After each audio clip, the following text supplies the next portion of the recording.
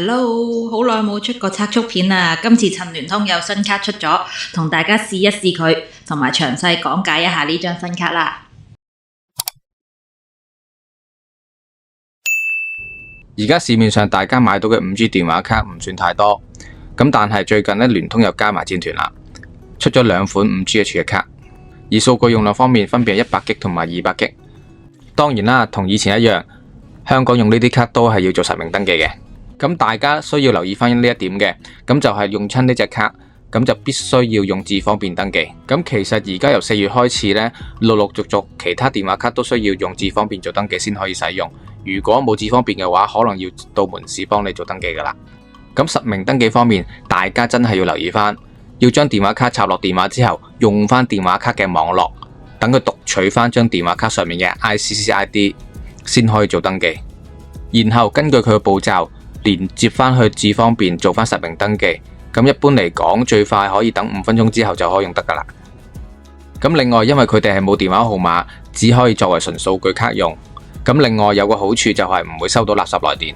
中國聯通喺香港係冇做任何嘅網絡建設嘅，即係冇任何發射站，所以佢哋呢就會租用3台或者 CSL 嘅網絡。咁其實到時你用邊個網絡呢，就要睇你開卡嘅時候佢連咗邊個網啦。咁下面有個方法教大家點樣分辨。咁我呢邊呢有師兄報料，咁啊講翻點樣睇翻邊個台啦。咁就睇翻電話上角上面顯示個台嘅名，如果顯示呢個就係3台，如果顯示呢一個就係 CSL 啦。或者你直接網上面揾客服幫你睇都得。咁我自己亦都開過一張做測試嘅，接入嘅網絡就係 CSL。咁呢張卡查詢數據用量方面呢，亦都有2種方法嘅。查詢數據用量方面呢，大家可以打電話查詢，即係用 USSD 碼。另外一個方法就係上網查，可以用 App 或者用網頁。咁個 USSD 碼就睇翻呢度。如果需要上網查用量嘅話，呢一樣嘢大家真係要留意翻，就係提供翻 ICC ID 嘅時候，只係需要提供19個位，即係唔使用最後2個位。如果唔係就登入唔到查用量。呢張卡其實可以增值嘅，咁以200G 為例，面值係499蚊。增值嘅話就需要俾350蚊港幣先可以開翻同一個計劃。咁除非你有必要用翻同一張卡急住用，如果唔係我都建議你買過一張新噶啦。增值都要350蚊，咁你寧願買過一張新卡仲抵啲，因為差唔多半價。暫時咁睇翻呢張 5G 儲值卡嘅價錢同埋市面上其他卡比較翻，都係相對比較抵嘅。咁睇翻呢條片嘅重頭戲，咁講翻就係呢啲卡嘅速度啦。咁大家可以睇翻以下呢個表。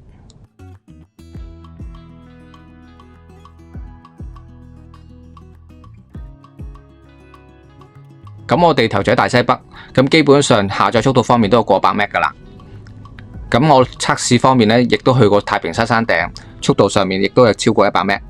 咁但係基本上見到嘅速度最高上限好似都係去到150 Mbps 左右。